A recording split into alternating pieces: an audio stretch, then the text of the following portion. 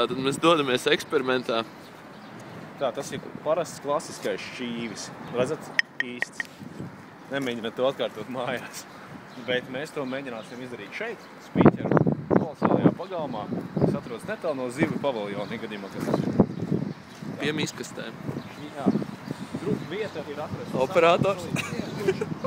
Amortizācijas pakāpe ir diezgan laba. Man ir aizdoms, ka šis šķīvis ir identisks lidojušam šķīviem, tikai nedaudz varbūt cietāks un nedaudz plīstotāks. Es metīšu kasīs ķērs, ja? Jā, bet es domāju, mums jāpēc. Jā.